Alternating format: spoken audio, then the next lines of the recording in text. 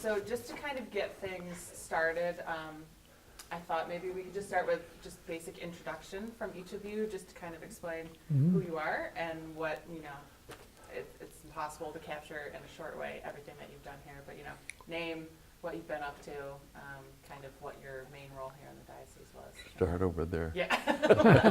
And then. I'm the youngest, you see, that's the reason they're picking on me. All right, you've been chosen. Why don't you lead us off? Well, I was ordained in 1959, and this is a little story that you'll both appreciate. I come back after shoveling the snow. That was one of the assistants' duty at a funeral. And by this time, we had a rather interesting pastor. And he came over and said, "The bishop wants to see you immediately. And for heaven's sake, say no." And I didn't have the vaguest idea what this was about. So down I go, and Monsignor Clark, who at that time appeared very stern, guy to tell you, put your hat on in the summertime, proved to be a lovely guy to live with and all that. He says, "Oh, the bishop will see you immediately. For heaven's sake, don't say no." What's this about? And he says, "All right, Father Fahey, you're a good priest. This is Friday. On Monday, you'll begin in Catholic Charities. You'll find Monsignor Lawler to be a fine person to live with. You'll live at 672 West Onondaga Street. I have another appointment. God bless you." That's the way we did discernment in 1961. So anyway, I went to live there in 1961 and lived there till 1979. And my role during that time was with Catholic Charities one way or another. Okay. Bishop Costello. In August of 1958, I returned from vacation and found a letter at my desk inviting me to come to the chancery and to take Father McGraw's place because he was going to Catholic University. So for a year, for a great summer, we had some great fun. But for that year, while John was at CU, I was secretary of the Diocesan Tribunal. In February of that 1959, Bishop Forey came to Our Lady of Lourdes, where I was an associate pastor and assistant pastor in those days, and announced to the people that I'd be going to school in September. The first I'd heard of it. That's what it did things. Sometime in May, I got a document from Catholic University asking what school I was going to be enrolled in, and I didn't know. So I made an appointment with Bishop, and he told me I was going to study canon law. John came home in September, and I tried to follow him at Catholic U. He had a lot of friends there who became my friends as well. They were the great guys. In December, I was home for Christmas vacation. And not having any place else to go, I went into the chancery. And one day, Bishop Forey followed me wherever I went. Pardon me. Finally, we were alone in the kitchen on the first floor. And he said, "I want you to succeed Jim Callahan as superintendent of schools. He's going to be retiring." Well, that was interesting. What shall I do academically? He said, "Oh, stay in canon law and audit some education courses if you can." So I carried something like 30 hours that semester. Came home, and on the 1st of June, 1960, I became superintendent of schools, a gig that lasted for 15 years, and they had to be among the most exciting years in Catholic education. Absolutely. What year did you come to 672, Tom? 1960. 60. I left in 75. Yeah. I came back in 78. Yeah. And stayed until, I won't say Roger Schaefer closed. Good old Raj. I was ordained in 1956. 1957, I returned to the United States, and my first job was secretary of the tribunal. And in 57, I was told to go live at 672 West Onondaga. these guys weren't there yet, but I had the old crew, Monsignor Clark, Monsignor Sullivan, Callahan, and Lawler, both of them, yeah. And I was there till 1970. So, and they were just absolutely wonderful years because of the camaraderie and the sharing discussions. Those were wonderful years, yeah. So my understanding of 672 is it was diocesan housing. It was residence for priests and kind of whoever was. Don't say "and." No. It wasn't for just, bishops or, very fancy. Oh, no, it was people. staff. It was Staff. staff and Yeah. kind of everybody in a rotating kind of cast of characters, and a lot of people Sure. spent some time. Well, basically, back in when Bishop Duffy came to the diocese, Bishop Cunningham was secretary to Bishop Curley. Duffy did not want a secretary to live in, so he and Monsignor Gilday went down and bought 672, and from that point on, it became a house for staff, yeah, for all of we underlings. Yeah. My existence there was threatened once. I think it was 1963. St. John the Baptist, Bishop Cunningham's parish, lost an associate. I don't know what happened. But I was invited to offer daily mass there, which was a privilege. And soon after that, I received a note saying, for Bishop Cunningham's convenience, it would be better if you lived at St. John the Baptist. Yeah. Oh. So I began to put my things together. There were two sisters who were working with me in the school office at the time. And one noontime, they went over town and bought a few tractors, toy tractors, and brought them back to me. And I said, "What are these for?" Well, this was at the time that we were rescuing people from Cuba, and the price was tractors. I put the two tractors on my windowsill. Bishop Foy happened by my office one day, and he said, "What are those tractors?" And I said, "Well, I'll tell you." So I did. And a day later, I got a notice saying it won't be necessary to move to St. John the Baptist. That's great. So the time at 672 was preserved. That's amazing.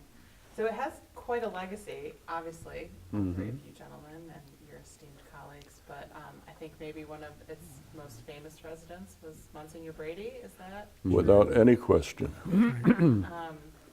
I know all of you overlapped at times in the house. So you all lived together at a certain Oh, sure, there was a Yeah. good dozen years that we were Yeah, together. I was there from, I can't quite recall. Was Monsignor Brady there with Yes. you? Yes. Yeah? Before us. Yes. Before us, yeah. until he died in 1978. Yeah. He was living at the French church, I think, and when Dave That's Norton right. moved up St. John, and then everyone worried that he wasn't taking care of himself, wasn't getting good meals, so they invited him into West Onondaga, and under Martha's care, and he was there all those years, and he was such an inspiration. We never would have gone to see Martin Luther King. That's right. And I have a dream were it not for Monsignor Brady. Oh yeah, those are. He had an impact on each one of us, Absolutely. and a whole lot of other people. His real ministry, I think, was not so much to the people of the inner city as it was to the priesthood of the Diocese of Syracuse. No question. He made converts among a lot of us, I believe. Starting with the bishops. Yes. That's right. Oh yeah, that's. And everyone was little. Yeah, gorgeous little, gorgeous little John. Nothing, he was never, oh, pardon me, after you. I remember when Tom was named to become a bishop, and Charlie Brady comes and says, "My little Tommy is going to become a Oh, he said it to me, he was so thrilled. He was delighted, gorgeous my little little John. There's a sad story connected to that. Yeah. Charlie was to be one of my two chaplains when I was ordained a bishop. The other was one of the youngest priests of the diocese, Paul Angelico. And you can tell the story of On March. a better than I. beautiful March afternoon, I get a call from the housekeeper saying, Monsignor Brady's in the driveway. They think he's dead. And he had been out there chopping the ice, typical of him, in front of our garages. There was Sure. Not his. there were 3 garages there. And I was the only one they could find. So I go up and, geez, I'm kneeling beside him. And the housekeeper says, aren't you supposed to do something? I'm saying, I don't have to do anything. He's already gotten there. In a short order, Denny Owens, such a wonderful person. Sure. And he shows up. And he loved Charlie and vice versa. Oh, my goodness. And we stood on the back stairs on a glorious afternoon. And Denny saying, the Lord is welcoming our dear Yeah. Charlie. Yes, Yeah. absolutely. Yeah, Well, the footnote to the story is the other Charlie became my chaplain. yeah, yeah, Charlie Mhm. yeah. Can you talk about Monsignor Brady a little bit? You know, kind of, I think certainly people know of him. It's a name everybody knows. It's a name that goes on. His impact in the diocese and perhaps on you all individually? Anything that stands out in memory? I can tell us just a story to start with. I think after his death, somebody was looking through the records in the Chancery office about him, and there was a letter from the rector of the seminary saying, Mr. Brady is a lovely, pious young man, but we're not sure that he has the intellectual capacity to be a priest. Mm-hmm. Yeah. Oh, Thank yeah. God they ignored that. And it just, you probably know, he couldn't be in front of 4 people and speak without stammering, except when he was angry. Mm-hmm. He just, yeah. On the other hand, he was at Rosary in the parish, his confessional line, remember confessions, would be 9 miles long Oh, sure. because he was so loving, tender. Mm-hmm. And in addition to everything else, and then I'll shut up, he would go visit the hospitals, especially the children in the hospital Yeah. regularly. Mm-hmm. Oh, yeah. I know he started, or not that he started, but he served as a chaplain in the war. He did. And then when he came home, that experience had a great effect on him and I believe his- changed his ministry. I believe his experience as a chaplain put him with a unit that happened to be all African Americans. And I think that was something of an awakening for him. He loved his chaplaincy.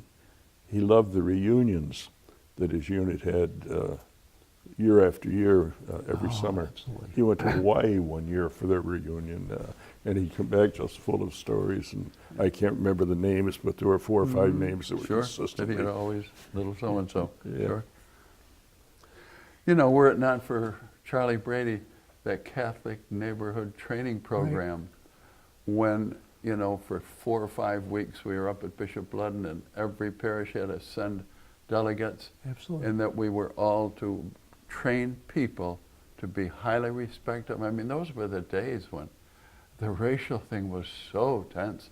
And it was through Charlie that there was this whole thing in every parish, a committee, an interracial committee, to try and reach out to the black people in their Try to community. do away with segregated housing was one of the Oh, I know. issues that was Yeah. so great. Mm-hmm. John was the genius behind that program. The Oh, work- no the way. work- Eddie Hayes was. No, the work you did on that Eddie was Hayes awesome. Was was, awesome. but it was, It was so good that the Archdiocese of Detroit copied it almost to the letter. it was a great. The fault of it was we didn't follow up when I it was know. over. Yeah. Yeah. But that was Charlie Brady's inspiration. It was. Absolutely. Catholic Neighbor Training Program. Oh, yeah.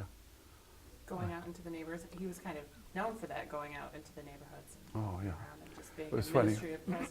That was kind of his. He was not much, however, for doing the business part of it. You know, he was such a people person. And Eddie Hayes and I, Father Hayes, who was with us, we used to bring the dictation equipment home from the Chancery. And Charlie had a stack of unanswered letters like that. And we would dictate them all, bring them down to Kate Anderson, and she would type them all up, bring them back and send Charlie, so that he looked like he was one of the great administrators. That wasn't it was his not forte. his thing. He was a people person. Oh, yeah.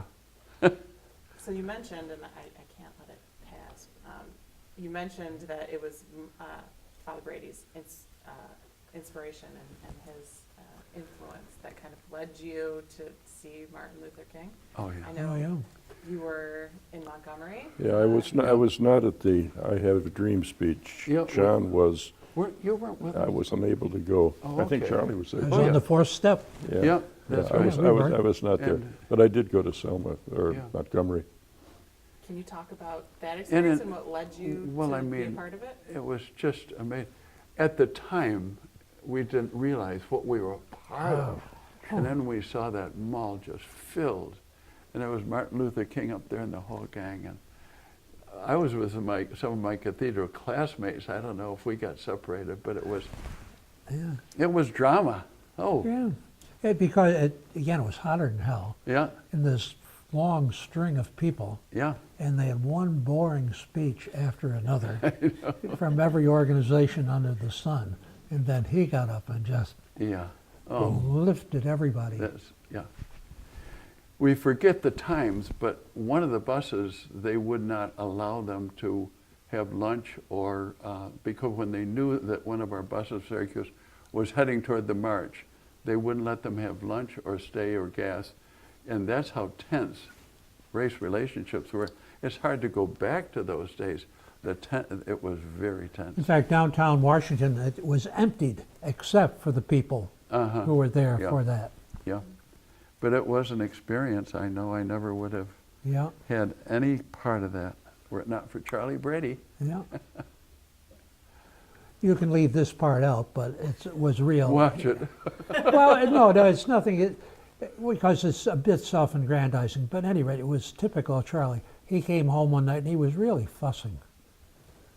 We couldn't, every once in a while, there'd be a good reason and we'd get it out of him and let him spout. But this was the reason, that's right, that was the signal. But in this particular occasion, we couldn't quite figure out, well, his car had broken down. Oh, And somehow he was supposed to get a car from somebody, oh, and it wasn't coming through. uh-oh, yeah, So we in the house bought him a car. yeah, yeah, A blue Oldsmobile, Our Lady's car. yeah. Oh, yeah. He lived his poverty. Yeah. Yeah, he lived it. There were a lot of people that depended upon Charlie, and some of them took advantage of him. Yeah. He couldn't keep a dollar in his pocket. No, He could hardly keep a coat on his back. I know. He gave away everything that he had. And he was so patient with them. This won't lead us too far astray, but it's typical of it. Syracuse was distinguished by having not one but two poverty programs that particularly both Tom and I were involved in different ways. And one of them was a very aggressive kind of a thing. One was out of Syracuse University, and one was out in the more public area under Bill Walsh, who was the mayor at that time, and named it the Crusade for Opportunity, no less. But it was at this time that particularly John and Eddie Hayes and so on had helped move the Brady Foundation to a new home down on Oxford Street, Yeah, which had multiple purposes to it. And Charlie had a modest amount of money to give to people for food, and had an arrangement with the local grocer about that they'd take chits there and then he would reimburse them. But a couple of the people out of the Alinsky type inspired, I don't think Alinsky would do it himself, but a couple guys came in one day and took all the chits and gave them all away. Part of their ideology that you've got to destroy the power, you know, what kind of power did Charlie have? But that was Yeah. part of it. Broke his heart that he had done that. There was some complicity by one of his own people. Yeah, That it was very difficult. Well, on that note, Well, let This- me mention one other thing that was very influential in me. He also started a Catholic Interracial Council of Adults and Children When I was in high school at CBA, Oh, Cathedral, we were members. Oh, yeah, sure. one of the brothers was Brother Francis, taught English, and to be the last one in the world you'd think would be so involved in this. Mm-hmm.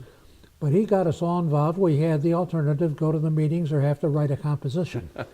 And so out of great motivation we went. But that was influential on a lot of us, Oh, yeah, it being was. involved in the Catholic Interracial Council. Sure. I think of St. Anthony, I think of Cathedral, The I think whole of CBA. parochial league, you know, Yeah. everybody was in the Catholic Interracial Council, sure. And that was Charlie Brady. Yeah. Father Tom McLaughlin, who was one of our all-time best orators, was very active. I think he was the president at one time. Really terrific. It had a huge impact on the city of Syracuse outside. The Saint of Syracuse Oh, is yeah, how he was everyone. dubbed. And hopefully we'll see that day. Mario Rossi, I think, gave him that. Yes, That that's control. right. I still have tucked away one of his columns on Charlie Brady. Yeah. My goodness. It's hard to believe that someone like that was right here in Syracuse. Mhm. Larger than life in Yeah. many ways, but such a humble guy from what I understand. Yeah. From Waterville, New York. no From less. Waterville. That's Where right. even is that? Come on. That's where he's buried. Yeah, Really? I had no idea. An Irish colony. yeah. He went into Utica for high school. Mhm. That's, I don't know, what, 14, 15, 16 miles from Yeah, Waterville. yeah. And ended up changing the face of Syracuse. Oot one, ought one, he used to say. Yeah. August 1st, Oot 1901, that odd was one. his Oot birthday. one, odd one. Yeah. I wish I could have met him. My goodness. I feel like I have, Yeah. talking to you guys. But my goodness. So out of this kind of amazing house where all these amazing people lived, some really revolutionary things in Mhm. the Diocese of Syracuse happened. And I would like to touch on them all. And as I said, I'm just going to kind of let you guys get there on your own. But I'm hoping that what we can talk about, kind of the milieu of Vatican II and kind of what impact that had here, and civil rights and social justice. I think that, we've been talking about Monsignor Brady, and I think he was a large part of that.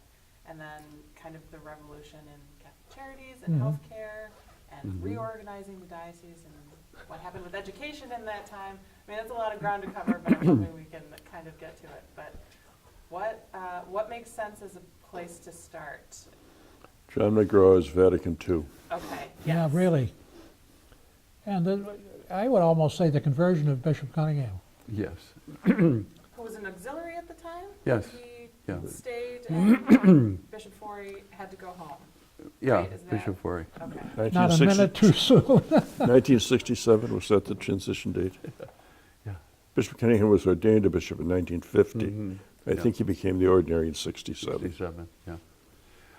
And you had Oh, been we his could, secretary. we could go back to Vatican II and everyone could look at the documents because it's hard to go back 50 years to know the mentality, but when you look at we redefined church as not a hierarchical structure, but people of God. And all of a sudden the sisters could no longer had to wear medieval clothing. The diaconate was restored, the permanent diaconate. The Protestant people that we just tolerated became separated brothers. It just, we could go on and on and on, Vatican II. But Liturgical reform ought to be in that. the vernacular. When they put the vernacular in, I remember there was two Maryknoll bishops that Bishop Cunningham was close to at the council. And when that was passed, they literally wept for joy. They had spent years and years in China and in Japan with that foreign language. And then they said, oh, we'd love to be missionaries again because we could go in and with the Japanese and Chinese language. Anyways, let me tell a quick story. Much to the disbelief of everybody that ever knew, Monsignor Clark and I, we were appointed theological experts at Vatican II. Well, chancery birds are definitely not theologians.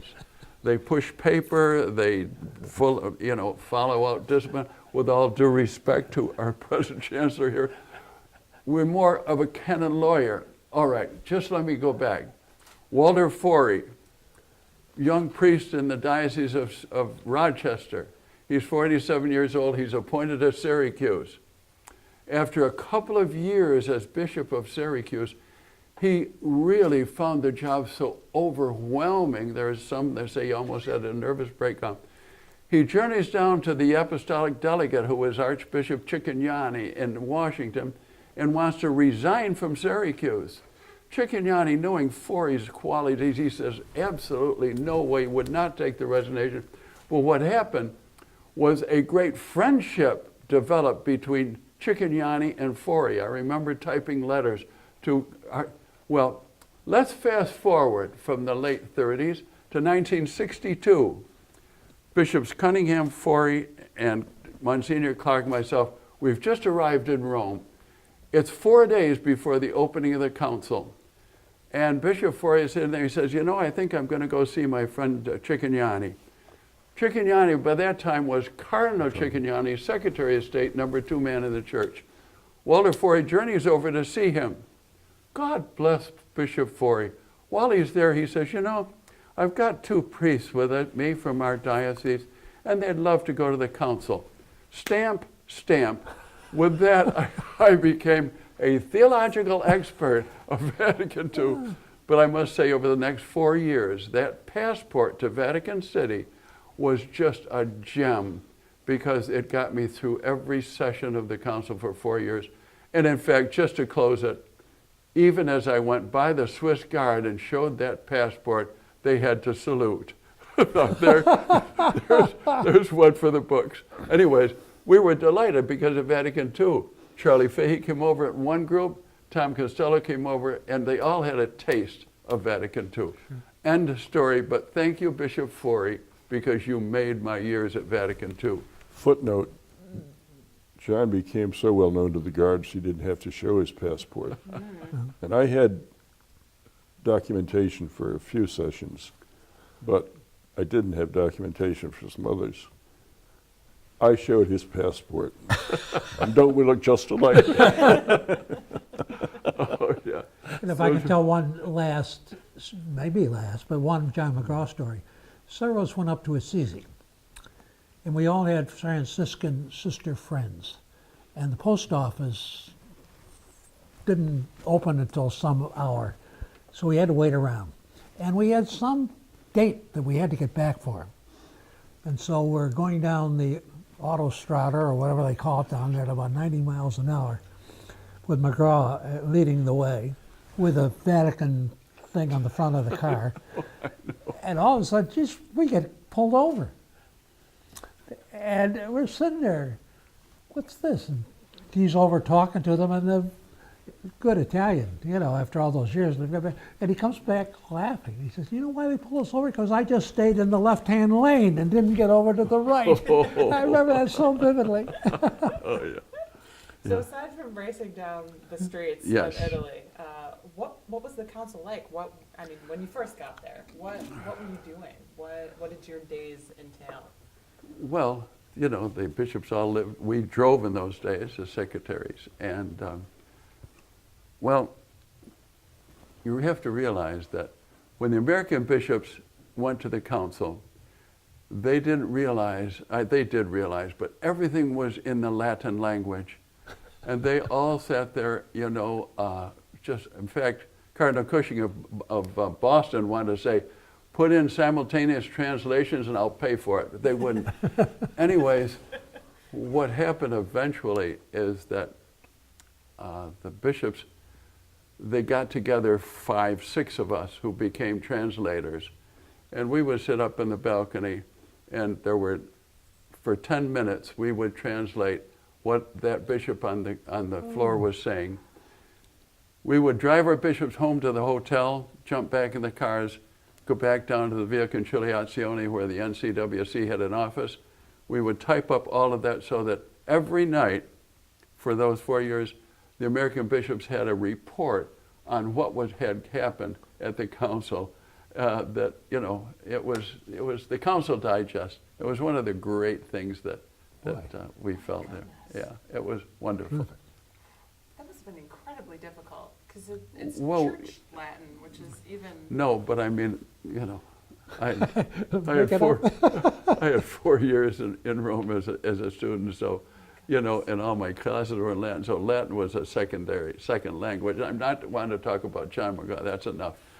But, That was great. but anyways, those were fabulous years, you know, just personally, but for the church, when we saw what happened. I can remember, we had been there about 2 weeks. Bishops had been back and forth to the council. And I remember sitting in a lobby of one of the hotels, the Hassler, and there were 6 bishops, and they were all saying, "Did you hear? They're thinking about putting the Mass in the vernacular. Did you ever hear something so dumb?" And they all laughed. 6 weeks later, they're all voting for it. Yeah. And the Mass went in the vernacular. Put the camera over there. You know, one of the nice things, though, also in the one period I was there, so often we had dinner with other people. Oh, yeah. They were always wonderful. Several times they were with secretaries when they became archbishops and Yeah, all that, yeah. but there was just a real Sure. camaraderie. That was Next nice. to Cardinal Ottaviani sitting over at the other table. Right. Anyways, I had trouble with the Latin only with the Spanish-speaking bishops. I found them Yeah. more difficult. Yeah. Yeah. The others I could you can fairly pick it well up, keep sure. up with what was going on, but It's amazing. So you also, I had no idea that you were both also. what were there? 4 weeks, I think. Yeah. Yeah, that Same was thing. wonderful. Bishop Cunningham decided to bring staff over, and It was great. every year That was he a did. great, Yeah, yeah. it was wonderful. Which portion of the meetings were you there for? I was third session. I was at the 4th. Mhm, yeah. What was being discussed? The decree on religious was passed, Yeah. and I forget what the other, maybe religious freedom, I don't know, Yeah. something like that. Yeah. And Charlie went over with Father Sizing. We took him over the Holy Land, and Oh, there was a little perk on the remember side. getting off the plane, Jen said, "You lucky dogs, there's going to be an intercession, and we're going to the Holy Land." Yeah, those were funny. But you know, going back to West Onondaga Street, the best part of West Onondaga Street was that we not only were associates in all the different parts of the departments of the church, but we did become friends. And we rejoiced every time Tom Costello opened a new school or Charlie Fahey built a new nursing home. We were all part of the growth. It was, of the Absolutely. it was community. there at the- was no very best. competition between the departments. That was in my mind, the joy of West Onondaga. Absolutely. Well, it had another effect that I think was very significant. We did not have staff meetings at the Chancery where the various departments Yeah. would come Yeah. together. It just didn't happen. So we had informal Sure. staff meetings Yeah, where right we there. lived. We invited Bishop Cunningham for dinner one night, and our plot was to try to sow this idea. I made a blunder. In our common room, there was a great big mirror, and I put a poster in the middle of the mirror which said, "None of us is as smart as all of us." I remember that. That was not helpful. That was not helpful. And we, Come down before the bishop showed up? no, no. unfortunately, it stayed on. Oh, yeah. Yeah, we became real and we didn't have friends, too. staff meetings after that either. Yes, and one that I so missed being here was Father Ed Hayes. Yes. He was the tribunal, and he was certainly us as a foursome, you know. Yes. He was just part of that spirit of West Onondaga Very Street. much so. Yeah, and we were never in competition. That's the thing. We didn't, even when you had a fight for your budget with Bishop Forey, we were with you. That's right. Bishop Forey stayed on a little bit too long, unfortunately, and we were moving along with a lot of stuff, and we were building in the new Loretto, then new Loretto. Steel's there, they're digging the foundation, and so I get a letter from Bishop Forey. "I'm sure you'll agree this is all foolishness. You're to cease and desist immediately." Those were, we really cried at West Onondaga those nights. Yeah, so I go to Bishop Cunningham, and this is where he played such a pivotal role of keeping Bishop Forey happy and yet Sure. keeping things going, keep protecting him in a way. And he said, "Charlie, just throw that away and don't tell anybody. Yeah. It didn't make it to the official archives. Yeah, that was before shredders, but it was gone.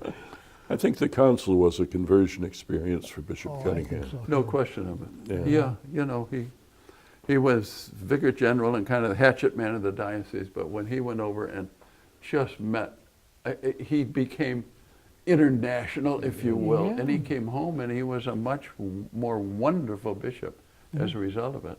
Yeah. This probably shouldn't go on tape, but I'll say it anyway. And that is, one day one of our wacky priests went into Bishop Forey and said to him, "I've been made Bishop of Syracuse." And with a twinkle in his eye, Bishop Forey says, "Can I have a few days to get my things together?" The guy says, "Well, okay." And he walks down the hall and hears Father Monsignor Bishop Cunningham pounding away. He pushes the door open and says, "But as for you, you son of a bitch, get out immediately." Charles. But that was sort of the hatchet man, you know. That's right, he was the hatchet But, man. and the good news is, maybe a lot of priests, but by the time he died, I would say he died beloved. Oh, I do think so, yeah. I made a grave mistake one day when I said to him, "You've become a better bishop than you're capable of being." But he did. Really great. It was a growth experience for him. Yeah. And Dr. McGraw helped that Well, process. it sure did. Can't stand it. Anyways, Did you have a sense, and I guess this goes for 672 and for the time during the council, did you have a sense of what was happening, of the hugeness of what was happening, or the amazing spirit that was kind of moving at the house? Did you know at the time, or is it only in hindsight? looking the only back thing that I you can see? say is that the trees were in the way of the forest. There was so much going on. If were it not for West Onondaga Street, we never probably would have reflected on the days. But there was so much going on. One of the most difficult things coming on Vatican II is they had to not only tell the priests they had to say Mass in the vernacular, but they had to turn the altar around. And these dear old priests who for 40, 50 years have been going out, talking to the wall with Dominus Vobiscum, we had to tell them to turn the altar around. And those, when you say, did I see the bigger picture? No, I can only see myself as the hatchet man going, saying, that altar has got to be turned around by confirmation or you're gone. That was my life at that time. Sure. I'm not sure I saw the big picture. We Yeah. were at once the agents and the subjects of change. Yeah. And I don't think we appreciated No. what was doing to the people, all of the changes. Yeah. I think the way we introduced liturgical changes was just ineffective for Yeah. a long time. Yeah. When we finally came to communion in the hand, I think we caught the message. Yeah. And I think our catechesis for that change was far superior Yeah. to anything we'd done before that. I agree, Tom. That was one of the great lacks in after Vatican II, is that there was not training sessions for the priests to bring them up, so that they weren't fighting every change.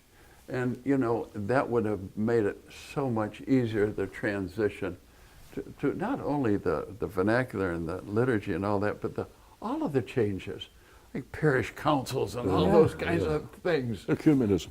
Ecumenism alone, yeah, I got to start talking to that guy next door. Which hadn't been kind of. Well, you know, the antagonism It was between tolerance. tolerance and Tolerance, Maybe not antagonism even that much. yeah, between the churches in Christian those churches. days. Hard to go back to those days, Yeah. but it was a fact. Yeah. My goodness. You said you were both the agents and the subjects. Looking back on it now, do you think what was put into motion at the council has come to fruition now? Has it achieved what everyone hoped it would? I think it's still becoming. I think it's becoming. Yes. And I don't want to get in trouble with someone who's about to become a saint, but Pope John Paul II spent most of his years trying to undo Vatican II, because I don't think, even though he was a father of the council, I don't think he genuinely embraced the renewal. He was an old Roman, you know. And so it set us back for a long time. But now I see it coming to some fruition. Yeah. Francis is helpful. Oh, yeah. boy. Yeah. You know, I, in no way downplaying the council, but all of this happened at a Oh, tumultuous period history, societally, too. I mean, just the Vietnam War, Vietnam. race, Civil all the climatic decisions in regard to schools, and the war on poverty. Yeah. You put all those things together, and again, within the framework of greater lay participation. Mm-hmm. Yeah. Yeah, there are tumultuous times in the Flower Children, and Yeah. the whole scene in the 60s. They- Really Yeah. something. That's actually an excellent transition. Thank you very much. Well, don't want to downplay Vatican, because Vatican didn't stop. All these things Sure. where we tried to address Sure, them, exactly. we were refused, as Tom said. Mm-hmm. Having been so influenced, I think we're all ready to Yeah. become more engaged than we would have been a generation prior to that. Sure. Oh, yeah. Well, you make me think of, you know, we've been talking so much about Monsignor Brady, but you also make me think of the Barragans and Oh, sure. Father Ray McVeigh Mhm. and all of their, you know, these sorts of guys who are really doing kind of some radical stuff Yeah. for the times. Right Even, on. even now, honestly. And to have come right here from Syracuse. I And, know. you know, you think about everything up here, but really at the local level, Yeah. it was really happening here too. So can you talk about those times? I know that each of you, your work Oh. was obviously a very important piece of all of Mhm. those tumultuous times. Schools, the war on poverty through Catholic Charities and all that kind of thing, so. You mentioned Father McVeigh. Stories. He had his appointment with Bishop Forey, and we tried so hard to put him in a Roman collar. And of course, he showed up for Forey in the old sweater. It was Ray McVeigh. He was truly a gem. He was so authentic. Yeah. And his work carries on. I know. It does. That's the great Look at genius that. of it. That's right. Unity Acres. Mm-hmm. You and the Acres, sure. And everybody thought he was crazy buying Yeah. that place in I Orwell. know that Oh, old but remember, sanitarium. he was pounding on the table because he wanted to do something at, what was it, the barracks up on Lake Ontario. Yes. And somebody was selling him something. And he was so angry that the bishop wouldn't go along with it. And thank goodness Unity Acres became available. Yeah. We had a wonderful layman who actually ended up working for the diocese, C. Walter Driscoll. Yep. And he was the State Department of Social Services over the whole area. He came up to me one day and he said, Father Fahey, what are you going to do about Unity Acres? It's a fire trap of the first water. Mm-hmm. What are you going to do about it? I said, I'm not going to do anything about it. What are you going to do about it? Oh, yeah. But it lasted all these years. Yeah, it's been wonderful. It continues, they just. Oh, fix is the it ever? roof, I think, so. People go there in the summer and down to the Graymoor in the winter. Mm-hmm. A lot of the street people. Oops. That's not supposed to happen. I was supposed to turn this off, wasn't I? Let me just do that. One other big impact of Bishop Forey's, or Bishop Cunningham's participation in the council was his real interest in ecumenism when he came home. Yeah. He really was the Catholic mover Mm-hmm. in the way the interfaith council developed itself. Mhm. He doesn't get a lot of credit for that. John was at his side, and Well, you I know, those were don't know how many talks you gave yeah, to those were times. the Protestant you know. groups when Yeah. when it was first opened. That Yeah. was a real impact. But we both were very active participants in it with our individual responsibilities, but also just in general, and relationships with other dioceses and so on. And there were things from there that we learned and grew and know. And actually, when it came to some of the restructuring of the diocese in terms of having vicariates and all, Charlie Tobin was an indispensable. They trusted him, perhaps more than they would us. But that was a very felicitous relationship that I enjoyed for 25 years. Well, he was the executive secretary, succeeding his father Yeah. in that same position. So the Tobin family and the Catholic Conference were Yeah. almost synonymous for generations. Interesting. See, this is why we're talking to you guys. Maybe we can talk about schools a little bit. Would that be? If you'd like. I would. Had you taught in schools? Had you had any experience with the schools before? What were you walking into when you started on June 1st, was it? My qualifications for the position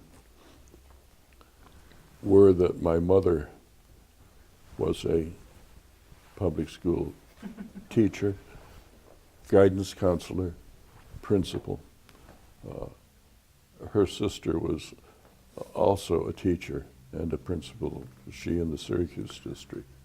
So I grew up on a magazine called Normal Instructor and creating bulletin boards for the opening of school.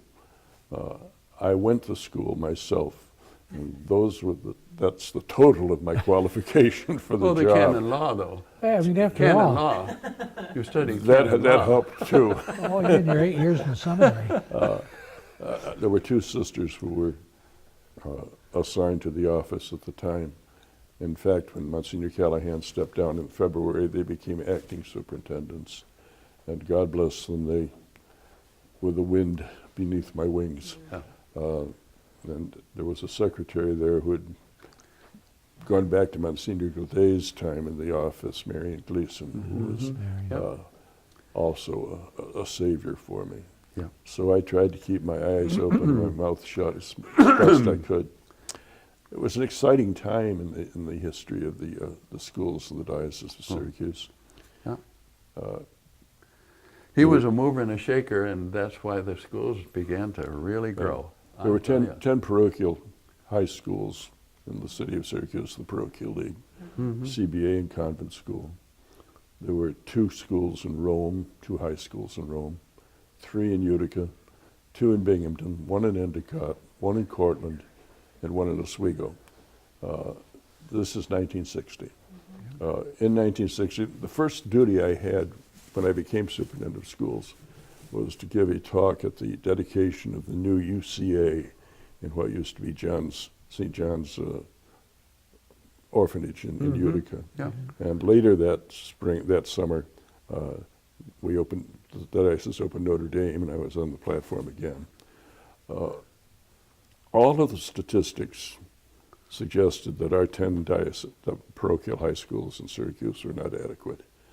So I spent a lot of nights at the Chantry putting together as much data as I could find. We were about to celebrate the 75th anniversary of the diocese, and on that occasion the bishops decided that we would have a fundraising effort to build new diocesan high schools, a new idea, although Oswego and Endicott were somewhat diocesan schools at the time. We were going to open 2 new high schools in Syracuse. We were going to combine the 2 in Rome into a single high school and the 2 in Binghamton into a single high school. We raised the money. God bless our pastors and our people. Bishop Forey got cold feet and decided that maybe 1 high school would be enough in Syracuse. So Bishop Ludden opened in 1963. Our plan was to open with 9th grade and build. Bishop Cunningham intervened, and we opened with 9th and 10th, and that was a mistake. We should have stuck with our original plan. In Rome and Binghamton, there were existing high schools, so they came together. As soon as Ludden was open, we realized we still didn't have enough space, and Bishop Grimes came along in 1965.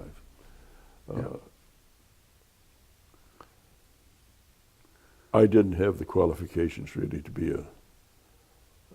an educator, but I did have some gifts in being able to convene and intermingle, and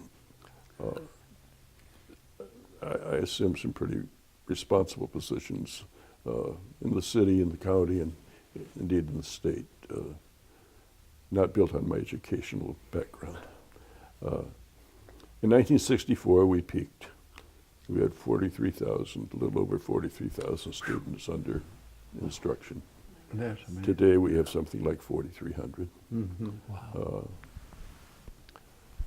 The Constitutional Convention, sometime in the 60s, addressed the parochial school question. The convention put the Blaine Amendment on the ballot. And one of our heroes, Tony Travia, who was the Speaker of the Assembly, was the presiding officer at that convention, and he insisted that the whole thing be put up to a single vote, and it lost. There are those who say the Blaine Amendment question is what put it down. There are others who point to any number of other problems within the total package. In the process of the convention, those who were studying the parochial schools were prophetic. They said that our population boom was not going to continue, and they argued that parents would not be able to support or be willing to support at the level that was going to be necessary. One of the cruder statements was they prefer a boat in their driveway than their child in a parochial school, and to some degree their prognostications were not inaccurate. But it was the heyday. It was the Yep, those were great glory. years. Great years. What effect And we did- tried to help Catholic Charities by giving them property so they could build other stuff. That's another story. What effect did, or what was the effect of the fact that the schools were primarily staffed by women religious for all those years? I think that's a bogus argument. God knows, well, we all are the product of women religious and Christian brothers. And they were the backbone of the system. When I was superintendent, a sister's stipend for a month was $50. So tuition was an unheard of thing. The parishes were able to support their own schools. But I don't think the absence of religious, qua religious, is what hurt. Sure. The financial burden was different. Exactly.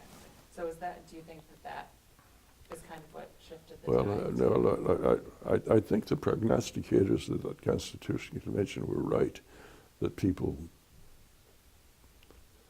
would sacrifice for other things. And the tuition has become significant. Absolutely. In addition to kind of the expansion of Catholic schools while you were superintendent, desegregating the schools was also a huge part of that, and I know you were quite a vocal voice that you were very outspoken on that here in Syracuse. I was Charlie Brady's progeny. Yeah, we tried to, as we could. As I said before, I think his principal ministry was not to Right. needy people, but to needy priests. And he did convince some pastors that they should open their schools to non-Catholic, non-white students. And he had his successes and some failures, but that was an issue. I got into a lot of trouble when there was discussion of Martin Luther King's birthday becoming a national holiday. Before it was enacted, the question was raised, but shouldn't schools close on Martin Luther King's birthday? And some public school districts decided they would. The people in Syracuse were angry with me because I didn't want to do it just in Syracuse. I felt that if we're going to observe Martin Luther King's birthday, it ought to be diocesan-wide. And it was more difficult to sell in some of the other areas. But some of those who were pushing for it were very displeased with me because I wouldn't do it in Onondaga County. But I'm stiff-necked sometimes. I also seem to remember hearing a story about standing up at a public meeting and saying that Catholic schools did not accept transfers. Well, the public Syracuse City School District was in a transportation discussion. And one of the ways they tried to integrate their schools was to transport people, and that had its problems. The meeting was at Prescott School, and a gentleman objecting to the Syracuse City School District plan said, well, I'll transfer my child to a parochial school before I let him be transported, with absolutely no authority to do so. I stood up and said, well, we won't accept transfer students. If it's a change of residence question, we will look at it, but just changing for integration purposes, we will not accept them. 2 days later, I told Bishop Foy what I'd done, and he said it was okay. That one worked out okay in the end. You know, just adding on to this a bit, two quick things. One is when we were living at 672, whether or not schools would close throughout Onondaga County, speaking of transportation, guess who the decision maker was? Himself. We had one phone. Yeah. So early in the morning on a snowy day, Right. the phone would be ringing off the hook from all the school districts of whether he was going to close them or not. Close them or not. I got in trouble one day during the time I was saying Mass at St. John the Baptist. I had a 7:30 Mass. And it was one of those days when the storm didn't come up at 4 o'clock, but came up at 6:30. I didn't really become available until 8 o'clock, at which time several radio stations were saying, Monsignor Costello, where are you? It's amazing what you guys have done and continue to do. My goodness. Thank you so much for doing this. Both. Thank you. Thank you.